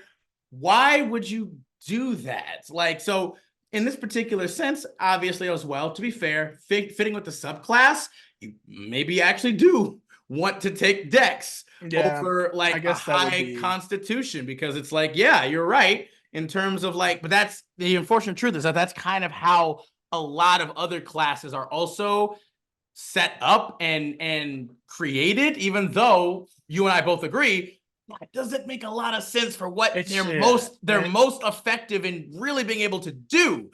But I think that's why this subclass frustrates me so much. But let's continue. At 6th level, you get Channel Divinity, Cloak of Shadows. As an action, you become invisible till the end of your next turn. You become visible if you attack or cast a spell. Yeah, that's terrible. It's really bad. And that's terrible. It's really fucking bad. It's super horrible. It hurts even more because you're using a channel divinity, and you don't get a lot of those, especially at lower levels. 2 until like after 10th level or something. Maybe. Hang on. Let's even just freaking see real quick. Class features. Channel divinity. At 18th level, you have 3 times. Yeah. So at beginning at 6. So it is right at 6th level. That is only when you get 2. That's that. Still and then 18th 3 times. So it's like, yeah, it's pretty bad. The fact that it's like you're gonna use one of your 2 that you will only have until 18th level, but that doesn't make any freaking sense. You're 18th level. Why? Do clerics even have access to invisibility? No, I don't believe they do. Yeah, so like it would have made more sense to me to put invisibility on their spell list. Or I mean, like, or as trickery domain, you could also Well, that's what I mean. Like as their domain spells, instead of mirror image, give them invisibility. I mean, why are you doing it? Like that would make them more powerful. I would say instead of pass without trace, take invisibility. Like, I like pass without trace though. Yeah, so do I. But mirror image is actually pretty good too, especially for a low AC or / whatever cleric. So mirror image would be more helpful overall for them, actually. Yeah, I don't know. It's a weird. I do not. It's just like it's a very bad channel divinity. Like they should have just made it the invisible spell. The biggest issue is the fact that the invisibility only lasts until the end of your next turn. That's 1.5 turns. That is the worst thing. Yeah, like it's like that. If we're just sort of like, hey, as the channel divinity, you can cast the spell invisibility, or basically it's like it is like invisibility. It lasts for 1 hour and all the same whatever caveats. I guess that would be fine. It wouldn't be amazing, but it'll be fine. This is like get out of jail free card, because like if you go invisible and touch somebody, they can't attack you. Action though to do, whereas freaking furbolgs get that as a reaction or a bonus action. They can just freaking bloop and walk away. They have that hidden trickery domain cleric, and you can do it twice. One time it would require your action, which is just like that is one of the worst channel divinities ever. It's just utter god awful. And then let's go to my least favorite cleric ability, Divine Strike. 8th level, you gain the ability to infuse your weapon strikes with poison, the least effective damage type later in the game. A gift from your deity. Once in each of your turns, when you hit a creature with a weapon attack, you can cause the attack to deal an extra 1d8 poison damage. When you reach 14th level, it increases to 2d8. Again, you shouldn't even be using a weapon. No. Like, again, I hate boxing up cleric. But for the most part, unless you have a special cleric weapon, why are you swinging a weapon? Your cantrips are more effective anyway. They have range. Why are you in melee? Like, the one time I've used melee as a cleric was as a forge cleric because I had a 24 AC. Like, why? Like, look, you have spells, you have cantrips. You have so many other things your action is supposed to be used for. Maybe this is just me digging on cleric, which is probably the case. Yeah, it's no, probably I mean, just me shitting on cleric. just cleric. Well, that's why well, it's not just shitting on cleric. It's like I told you, the cleric class, unfortunately, because only specific subclasses give you access to heavy armor and stuff. Yeah, like the cleric class suffers from the same shit that both the bard and the warlock suffer from, is that they are designed to be more like spell blades, but they don't get the right proficiencies. They don't have enough protection or blade to warrant it, because again, it's like, again, to be fair, we could make them more like spell blades and it would just be dex, right? You get light armor or you get medium armor, and you will just have to specifically focus on specifically dex and wisdom primarily, and then probably your con like thirdly at that. Because again, a lot of the abilities are specifically inherently tied to dealing melee damage. But the problem being is, unlike Bard and Warlock, who they have inherently just less magical potency because of their lacking of spell, their less spell slots and other things, like the cleric is a full caster, like up there again with the druid and the wizard. It's like, there is just no reason why at 8th level you would ever choose to attack with a melee weapon. Yeah. If anything, give them the ability to apply that to a melee spell attack, then. I guess. Like, even, like, that would at least still be better, because they're just cast a spell. There's no reason for them to attack. Like, you don't, there's no way for you to get more than one attack as a cleric unless you multi-class. You're not, like, you're proficient in simple weapons. I was gonna say they only have simple weapons. They don't have any tools. Your damage dice are gonna be lower because you're not using a martial weapon. You're doing poison damage, a D8 until 14th level. So and at which point, at most you're doing a D6 and 2D8 in an attack that you might or might not hit, because Dex is for sure not going to be your highest stat.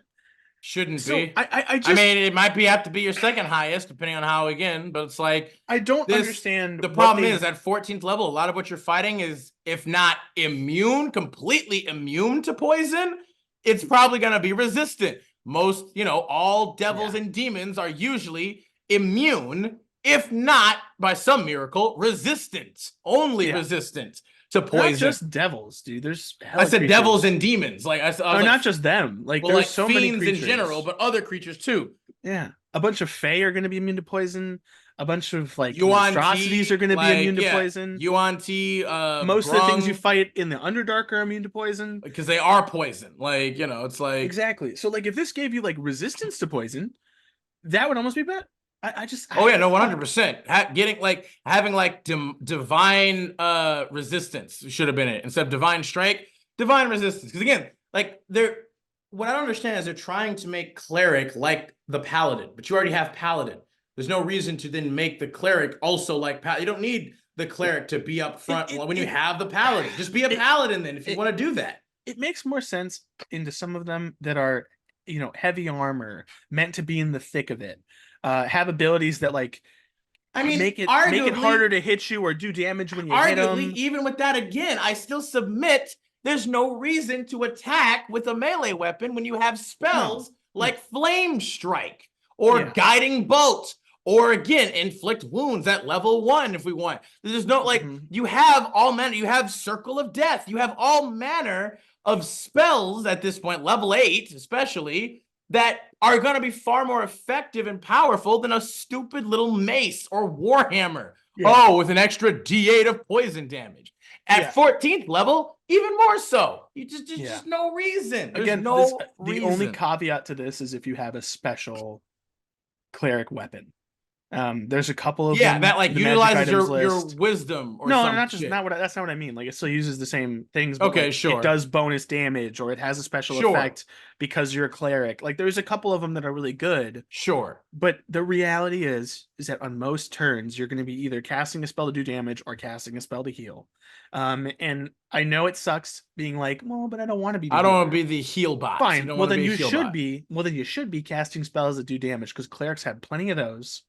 They can be quite the damage powerhouse They are one of the most damaging classes in the if you do it game right. at If high you do it right level. and you know what you're doing. I There's mean, it's crazy how much damage certain freaking clerics can do. yeah, Like even just baseline clerics. Again, the spells you get access to can deal some of the most yeah, damage in the game. especially now with the expanded spell lists and just the way that magic works in this there's better options at literally every turn. Like, yeah, you don't have to just be a healer, but like, hey, obviously healing super freaking helpful. Everybody will love you for it. You can also deal a shit ton of damage with your spells. You don't Yeah. need a stupid Like simple weapon. there is like 100% there is a caveat to playing one of the clerics that have heavy armor and shields, and you get up in someone's face and you keep people from getting to your other players, and you attack with your action with a special weapon, and you bonus action heal, and you're just in the way, and you're a menace because you have high AC, and it's hard to hit you. Sure. And so they don't know what to do because they want to hit you because you're healing, but they can't hit you.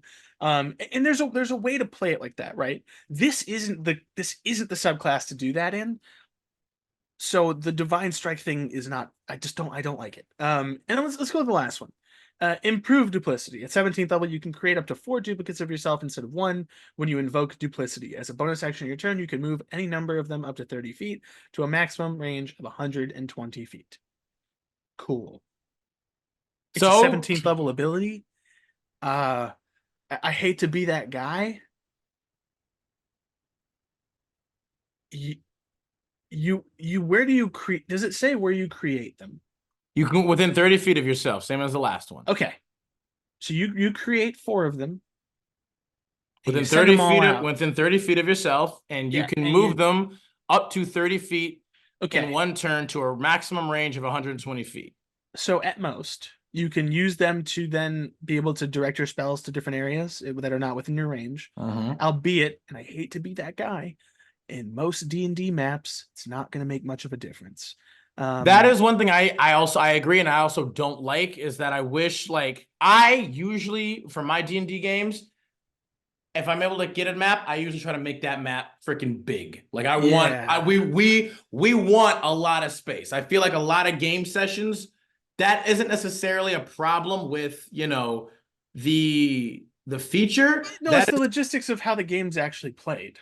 Well, and point being though is obviously I feel like if you're a GM worth your salt, you should have areas that are a little bit more involved. The environment should be a little bit more varied, a little bit, again, wider. It shouldn't always just be a freaking 30 by 30 arena, like a perfect circular arena where, you know, nothing. Because we also talk about that shit with, like, you know, the rogue, right? Yeah. Like you gotta give your player, especially at this level, if you're gonna be a 17th level Trickster domain cleric, your GM should freaking know what you can do and should start setting up environment to be able to help with that kind of shit. Unless you put yourself in a position where you are in a 30 by 30 foot square. But the reality is like, I don't want to be that guy. I don't think the casting spells from the duplicity is as good as it sounds in actual gameplay environments.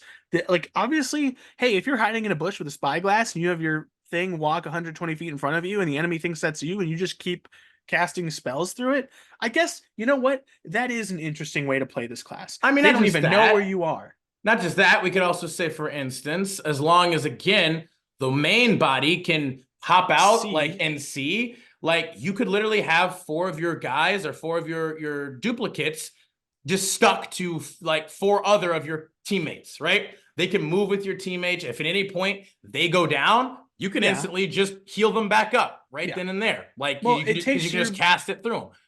It takes your bonus action to move all of them 30 feet. So on every turn, or any amount of them 30 feet. Like you don't have to choose all. Yeah. But like, it takes your bonus action every turn to move your 4 duplicates with your 4 buddies. They can only move 30 feet. So if your buddies move faster than that, you're shit out of luck.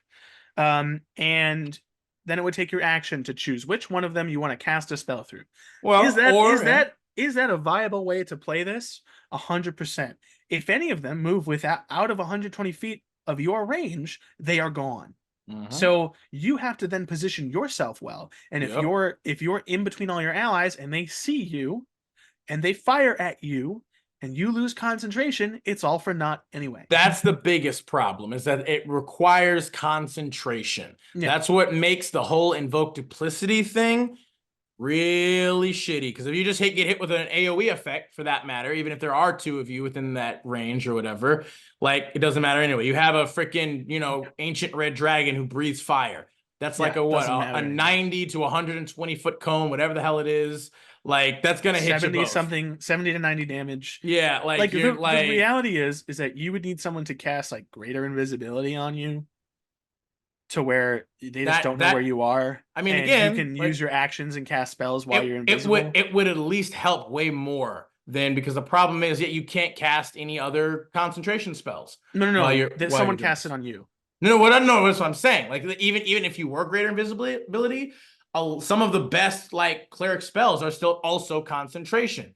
Like, you could also just have Spirit Guardians up, and you could just move close to a person's space. They instantly take that damage. You move away from them, or then you cast a spell. Like, that's just passive damage right there. Like, I do have a question, because it doesn't, when it says until you lose concentration, as if you were concentrating on a spell, that's still technically, you can't have another concentration spell. No, you can't. It's because normally if otherwise it would specifically say it does not require concentration. It would have the caveat of saying, like, you can have this up, it does not require concentration.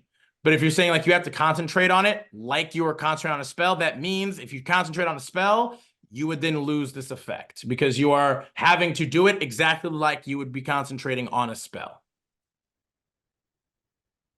So, like, that is the biggest failure of this channel divinity. It can be really cool, but it can only be used with instantaneous spells. You cannot utilize any concentration spells with it. So if you, like, for instance, you can't use this, and you can't use Beacon of Hope. You should just have Beacon of Hope up. Like, Invoke Duplicity would be useless at that point. Just pop Beacon of Hope, and you literally cannot even use this channel divinity at that point. So it's just there's something missing, and I can't tell you what it is. I mean, what it is it should have just been like mirror image. One, no concentration. It shouldn't require concentration. It should just last for a minute, because it already lasts for a minute. If it already has a time limit, I think that would be fine. It wouldn't be too overpowered. Just make it like mirror image. It lasts for a minute. It takes a bonus action to move it. Because you still have to be within 120 feet. Yeah, you have to stay within 120 feet, and you have to see what it's doing. You have to know, like, where it's, like, again. Get rid of the fact that it requires concentration completely destroys any real viability for this thing. I think, for instance, it can be really helpful still if you need to, again, protect your allies from far away. Like, if you as a cleric, because you don't have high AC and whatever, you want to stay further back from the fight. Yeah, again, have your buddies move in. They can't take damage. You can literally just cast Mass Healing Word or Mass Cure Wounds through them to help save your friends. I mean, position it like between everybody, wounds, and you can inflict wounds people from far away, which is fun. That's true. But if you're gonna do inflict wounds, just do our terrible fighter death cleric build. He's not terrible. It's amazing. Screw you, Sam. It's the amazing, incredible fighter. No, I mean terrible for them. Well, yeah, that's true. Well, for your GM, probably your GM will be like, "What the fuck is this? This is the stupidest." I should really do that at some point, huh? Yeah, you really should. I mean, I haven't had the opportunity yet, and I'm really wanting to, because I have a couple now. I have a couple of things, and I'm like, bro, I want to use this in a game.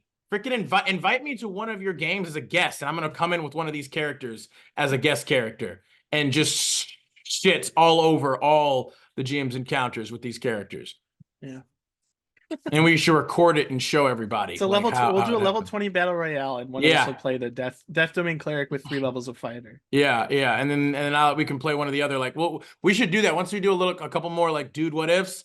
We'll do a level 20 battle royale with all of the mix hybrids that we've done, and be like, who reigns supreme truly in this glorified freaking freak fest of subclasses and class. Like, good lord. We'll have to do that for one. It would be like it'd be like we each take control of all the ones that we've chosen. We need to get other people involved. That'd be more fun. But they wouldn't know how to use them like we would though. That's the only problem. Like we're just terrible because we over strategize. But like I it's know more fun with more people, Adam. No, it is. You're right. You're absolutely right. But at least I want it to at least be people who kind of know how to do it. Like, because again, it would be much more complicated because of the vast amount of features and stuff all at once. That's why we need seasoned players. Exactly. That's what I'm saying. And that's going to be a little harder to come by. But regardless, everybody, that in essence is the totality of the Trickster domain cleric as read and told by we here at the Arcane Archive. Any other last little comments or things or thoughts? I need it to be more. And like I think it's just lacking a couple little bits to it's still a like cleric by itself is viable. So. That's what I mean. But it's just this particular subclass. It leaves me wanting. It just doesn't offer much of anything. Pining even for something more. And in terms of actual abilities, efficacy, and application, nothing of what it offers actually is great. Exactly, again, because the invoked duplicity requiring concentration just completely destroys that completely. It's null and void because there are way more better concentration spells that your cleric could be keeping up. Again, Beacon of Hope at the top of that list. You could also have like, again, Spirit Guardians, Aura of, Protection, Purity, Aura of Life, whatever, like all manner of just passive effects that require concentration that would be far better than having, until 17th level, an extra little guy of yourself to, pop things through. It's just, yeah. But all right, with that, then we're going to go ahead and move on to most likely, hopefully, our final subclass for this episode, because you never knows, we might start talking about others too at times with how we like to tangent off. But it's going to be Way of the Drunken Master Monk.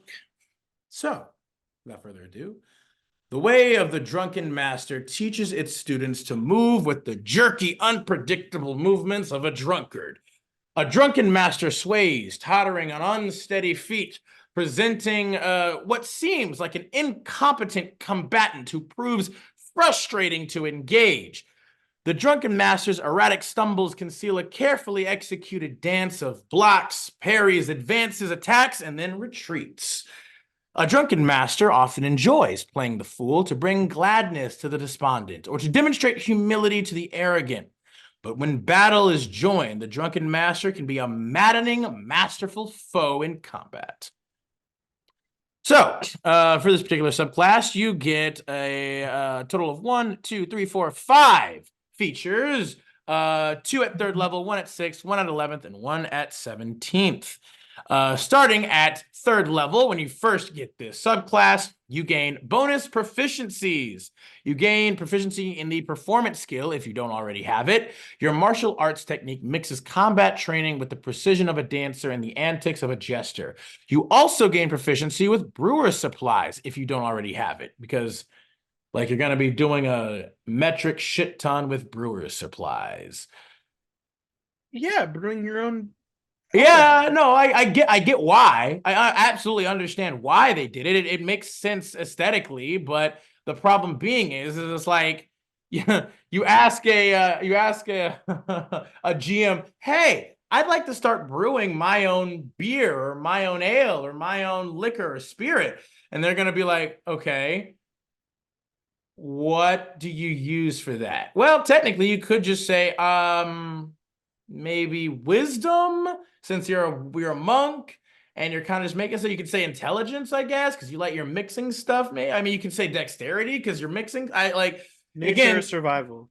Yeah, that could technically maybe work. Either of those two potentially. You could also maybe say arcana too, maybe, like depending. Either way, it's like, okay, we're going to do that. And obviously you get proficiency because the brewer supplies. But in reality, how long does that actually normally take is the question, is the real question. Because we're going to go by the same kind of, let's say, like alchemy rules and vanilla D&D. It's like, to make that shit, oh, it's going to take you like freaking hours at least. Let's not even go into how actual like fermentation and like beer making and or wine making or whatever else takes. You know, that shit can take, depending on how much you want to make, you know, an exponentially longer amount of time as well. So it's like this particular aspect, it's kind of already right off the bat, it's like, I love the flavor.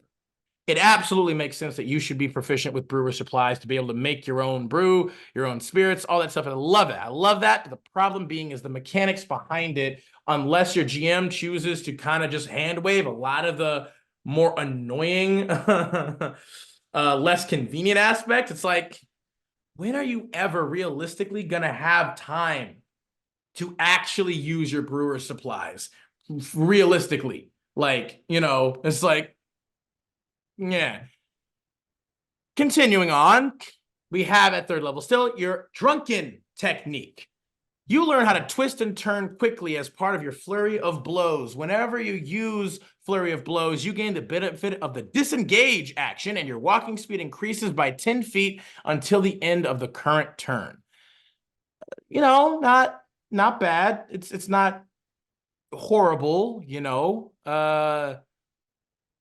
Essentially all it is you just get to, it's another kind of a free but not entirely free mobile feat, except not really, because the disengage action, like, still technically it's a disengage action. So if someone has sentinel, they could still technically attack you, but most enemies don't have a sentinel, so that's fine. Either way, it's like, hey, you get to attack and then you get to run away, but it's also kind of like, why would you want to do that though? Like, I guess because if you have 10 plus 10 feet, you could run back, I guess, like the maximum of their movement range to be like just outside of it so that they can't get to you, but then you could run. But a lot of enemies also have ranged attack options too. So, but then I guess you could then use your monk feature of deflect missiles, I guess, but only for like one attack. But you'd also have to use a key point to do it.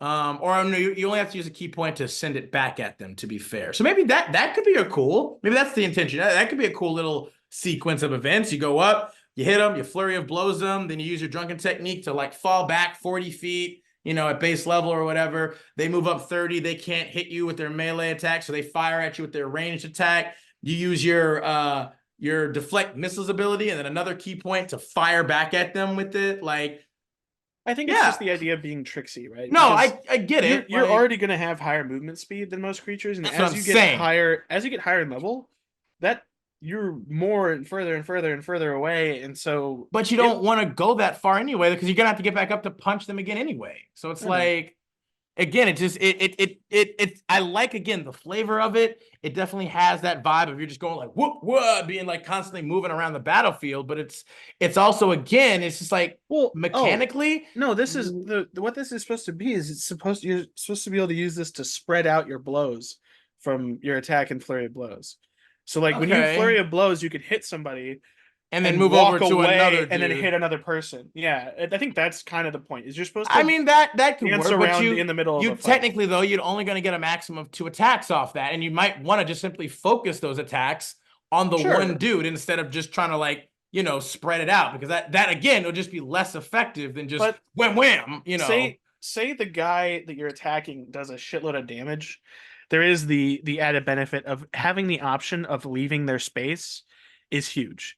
But you could also do, obviously, you know, you could take mobile. That's what I'm saying. You could take mobile, and then this basically kind of becomes null and void anyway. This allows you to not use any. You wouldn't have to use your bonus action for disengage. You would just have to use it for flurry of blows, and you basically get the disengage extra 10 movement as it's just there, right?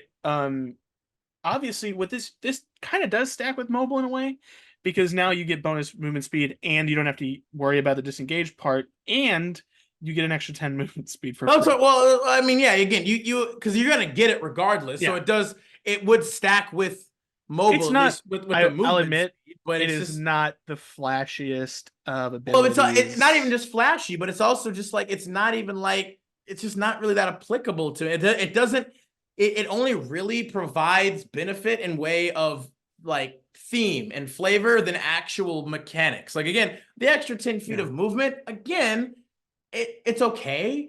It would be nice if, like we just said, as a monk, you're gonna get a shit ton of movement anyway, and you're gonna want to get back up and close with him anyway. So getting movement to run away is like we don't really need that.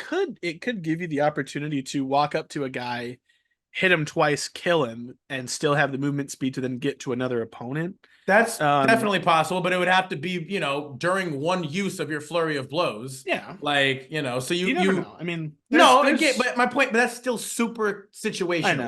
Like there are applications for it. Don't get me wrong. Like that's what I mean. It's just compared to a myriad of other subclasses, this particular ability at level 3 is just it's super lackluster in almost every aspect. It just there's just not enough meat to it. I kind of we'll talk about it later because I think I see a theme in this class. Yeah. There is a very clear theme for sure. And again, it is like there is no question that this subclass is probably the most iconic subclass of all of the monk. Because again, everybody loves a drunken master. Everybody's heard of a drunken master. It is an iconic archetype for a reason.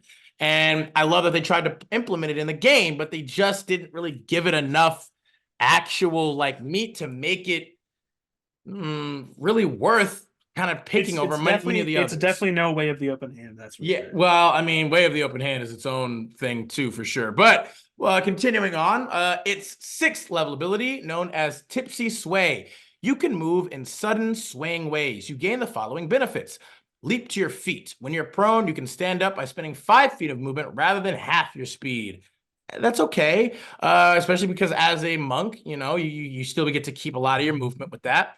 Redirect attack. When a creature misses you with a melee attack, you can spend 1 key point as a reaction to cause that attack to hit one creature of your choice other than the attacker that you can see within 5 feet of you. Again, it could be okay. The problem being is it's super circumstantial. There are a lot of times where enemies might not be like a multiple of them might not be all surrounding you. You'd have to make that kind of thing happen. So this is why I'm saying that this is the whole point of this class is to jump into a pit of enemies. I mean, yeah, but because disengage the thing with disengage, right? As opposed to the mobile feat where you have to attack somebody to not get hit by them.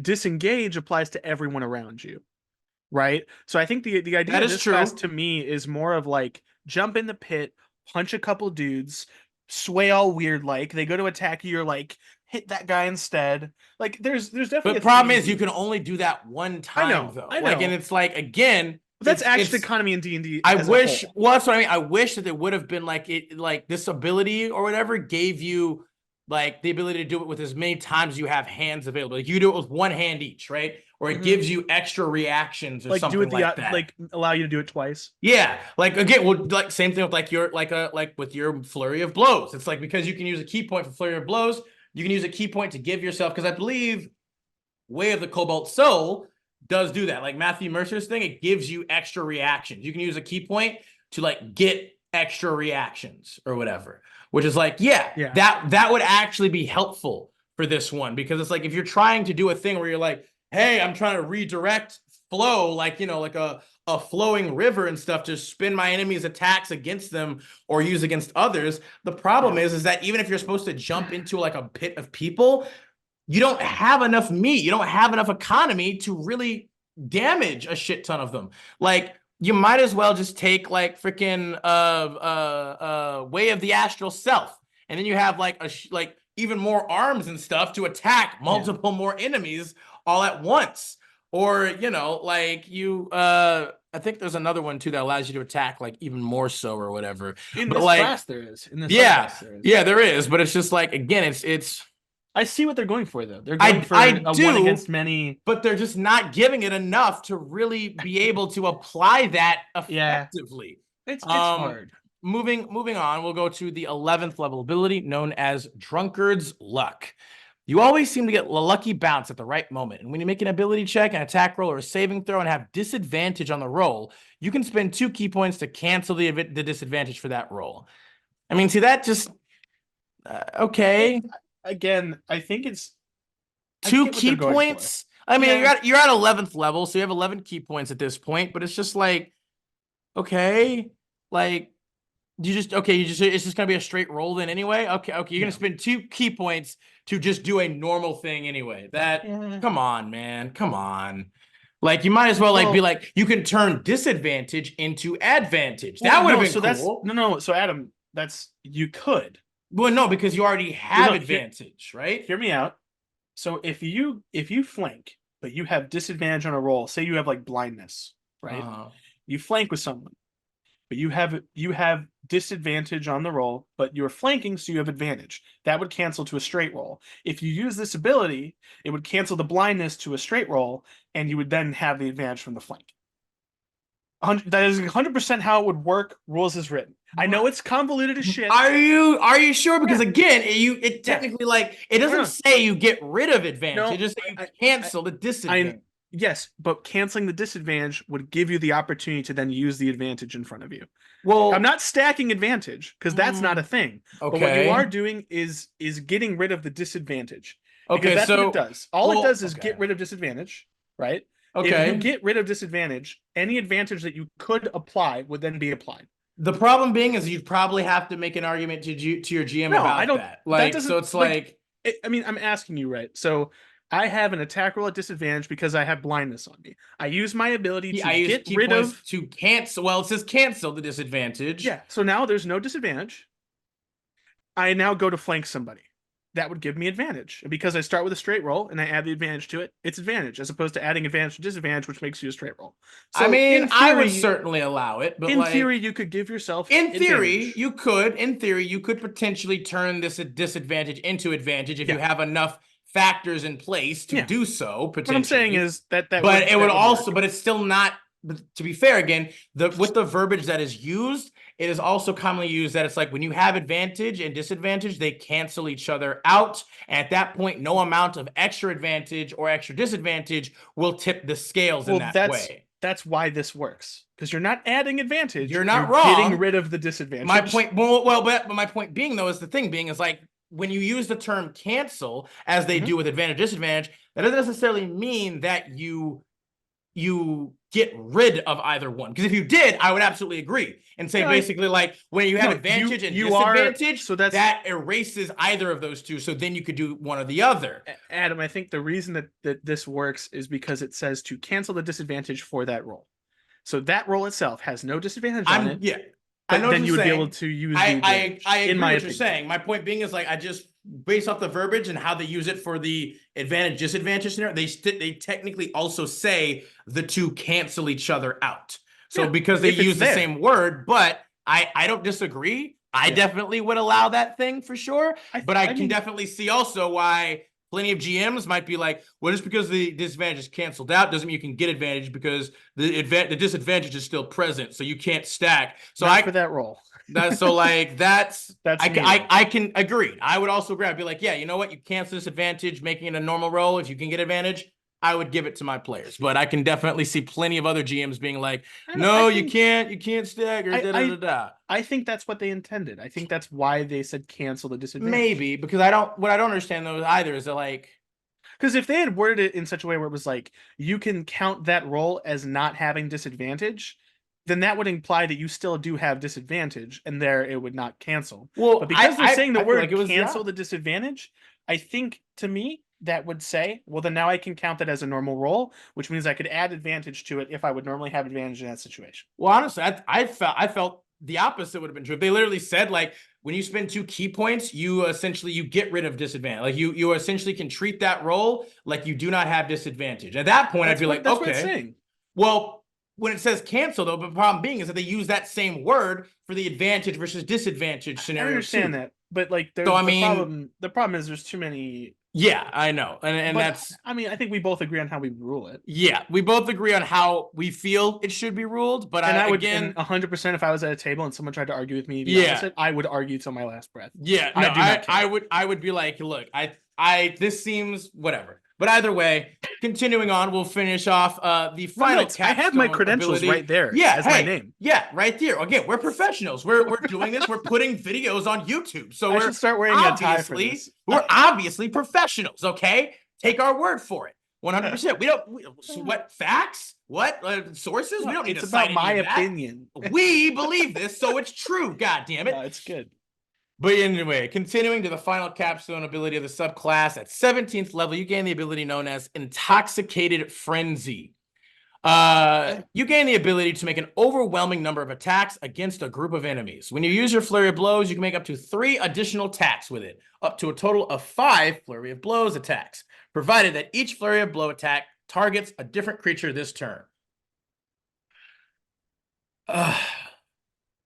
Again, this is giving me drunk old boy. Yeah, no, I see what they're trying to do. The issue is they're not providing enough. Like, there is no reason to attempt to hit a number of people all around you, which again, like, because at that point it would just make more, like, your friends are also going to be involved. No, but like, Adam, you're missing one key point. What is that? And that when you make Flurry of Blows, you get disengaged for free. Yeah. If you are fighting, and now if you obviously have not had the same kinds of DMs as me, because my one DM will throw like 20 creatures at us. At 17th level, imagine you have 2 backline, 3 frontline. You're 1 of 3 frontline. You have your 2 friends are fighting 2 guys. Yeah. No. I also have experienced a vast amount of you, situations with many enemies. Yeah. You jump in and you hit 1 attack on each of the 5 creatures, all with flanking bonus, because they're engaged with somebody else. That sounds amazing. At this point, but it's not, because again, as a monk, your bread and butter is focus fire. No, you stun each one of them. You don't want, well, at that point, you'd have 17 key points. Yeah. So if you can stun all of them, that could be super helpful. Dude, honestly, in like a dueling-esque, like group-on-group fight pit, like this is pretty damn good. It could be, but again, specifically if you want to drain your key points, and I guess to be fair, but again, you'd have to spend 1 key point for Flurry of Blows to start it. And then after that, you could move, like, you have a lot of freaking movement at level 17 at that point, plus the increased 10 feet of movement from your disengage ability or from your drunken technique. And so you could go through, and again, you could attack a total, technically, 7 times. Yeah. That's a lot. With your initial attack. So you could, but problem being is, there might not be a total of 7 other. Well, there only has to be a total of 5. Yeah, technically speaking. But point being is like, again, you're still only going to do at max, I believe, at this level, a D10 of damage. Yeah. Unless, of course, you have a lot of other items that you're increase. You're 17th level. There's ways to get more damage on those attacks. We've already talked about that before. We went in our magic items video. Yep. I look, as much as I understand why you're dissatisfied with this class, because I do get it, believe me. I'm doing what you did to me during the trickery class. Oh, I know. I 100% think that there's more instances that this would work than we think. Is it still situational? 100% yes. I mean, well, that's what I'm saying. Like, again, like there's it's unfortunate. It's not like it can't be applicable, but the problem is that it's so heavily dependent on very specific situations, and as well as it's just not nearly as effective as just focus firing. Sure. 4 attacks instead of having a total of 7. So here's the thing, right? You could have 3 attacks on the same person, right? 4. So you'd have well, no, for this ability. Okay, so 2 attacks. You'd have 2. Yeah. Okay, you're right. 4. Yeah, you could focus attack 4 attacks with your Flurry of Blows, and then you could move away, and then you could attack 3 other people. Up to 3. If there's only like 2 people or 3 people, you'd only get like 2 or 3 more attacks, depending on how many more people. I could see at 17th level that makes maybe a little bit more sense, where you're just like, hey, I have these other 3 attacks or these other 3 Flurry of Blows that I can do. You still can focus fire 4 attacks. Yeah. So it's just an improved Flurry of Blows, in my opinion. What you were talking before is like, I want to focus my 4 attacks. You can still 100% do that. Yeah, you can do that. And then throw 3 more attacks on 3 more attacks. But again, obviously, it's those 3. Like, it allows you, again, to, throw out at least 1 other attack against a max of 3 other enemies at that point, which isn't horrible. Like, it's not. You're a monk who has high movement. You get bonus extra movement, and you get free disengage. You take Mage Slayer, and you go and you hit one of their frontline guys 4 times, and you jump back towards their backline. if you're fighting like dudes that Yeah, are I mean, actual structure, at level that's 17, you have a plus 25, 18, you have a plus 30 to your movement. So that's like, I mean, and yeah, and we're not even talking about like haste or no. other items that give you extra movement. I mean, again, like I said, don't get me wrong. Like at this, but again, this is 17th level. I This is know, a 17th level capstone ability for the yeah, monk, and it's like at this point, you're like, okay, I don't feel like this is the the worst capstone the ability for me. craziest shit I can do right now is attack up to 3 other people with my flurry Yeah. of blows. Now, And then each of them having to be different. Like again, I think it would have been even crazier if it was like, okay, you can just attack a total of 7 times now. Like you can hit all of those flurry of blows against and or even like for instance, because if you have so much movement, it would be like, hey, 17th level ability, you can make an additional like flurry of blows attack for every 10 feet of movement that you make, for instance. no, So let's be, I mean, maybe it not. is. I'm sorry. Like, That's you're asking for something that isn't in the scope of what D&D usually offers. I'm just saying again, in terms of if it's about you trying to utilize your movement or whatever to like gain more like momentum or whatever, then it's like do something more with that rather than it being like, oh, you have to attack other creatures now with these last 3 attacks. Because then it's like, I would assume like the only change I would make is maybe the 3 additional attacks could just be a different creature, not 3 separate creatures, but just one other creature. Okay, I would like that. Sure. I mean, because here's the problem: this whole thing also becomes completely null and void when you engage a giant 1-person monster. Yeah. It has no effect and no thing whatsoever. Yeah, but can I be real? If your DM's just throwing big monsters at you with no chaff, then like usually there should be chaff. Not necessarily. If you've already gone through plenty of chaff to get to that point, and you're fighting like this dude, you've gone through like a bit of a gauntlet. No, that's fair. You don't need especially also if you're like a dragon. If it's a dragon fight, they don't normally have a lot of. They don't normally have monsters. They don't normally have minions and shit. It's just a giant ass dragon. And then they have legendary actions. They have all that other stuff. They have their breath weapon, which is usually going to null and void a lot of extra like minions and chaff and whatever anyway. So it's like this problem excels at groups. That's what this class does. Well, the problem is it doesn't even excel. It doesn't excel at groups. It's a little bit more applicable to groups. Yeah. Again, unless you're able to hopefully hella bolster your monk's unarmed attacks with very, very specific items. To be fair, they released a couple more recently in some of the newer books that can help your monk and any unarmed fighters excel a little bit more. Dude, not a shit ton, but it's still just like it is too situational, and even in those situations, it doesn't have enough punch. Literally, no pun intended. It's unfortunate. It doesn't have enough hit. When this class first came out, it was not as applicable as it is now. No. They have with optional features, with extra items, with the other things that they've done to change it. Like, I think it's better than it was. Well, yeah, because of the introduction of new items. But again, you also have to take it into account. Yeah, your DM has to give it to you. DM has to give it to you, one, and this was one of the original first monk classes that came out. No, it wasn't. Drunken Master wasn't? No. Which were the 4? It was Shadow. It was Open Hand, Shadow, Open Hand, and where is it? No, not no. 4 Elements. 4 Elements. Come on, was it 4 Elements? On. Yeah, it was the worst monk class. Come on, I trapped so many people. That is true. That is true. Yeah, I thought 4 Elements came afterwards in like fucking Sword Coast Adventurer's Guide. Nope. That is a PHB official. Wow, that's unfortunate. Yeah, I originally thought it was Drunken Master was Way of the Open Hand, and Drunken Master was it Xanathars? Okay, yeah, that makes more sense. It was the first major. It was the first big subclass. Yeah, because it was right. It was Kinsei, Drunken Master, and Sun Soul that which technically came out in Sword Coast. Sword Coast Adventures Guide. Yeah, no, but it was So that. The bad but either way, Drunken Master is still one of the earlier editions for sure, before it even had any of the extra shit for it. And like most of it got better with the introduction of Fizban's Guide or Fizban's Treasury of Dragons, with the whole like the dragon belts now for your key points.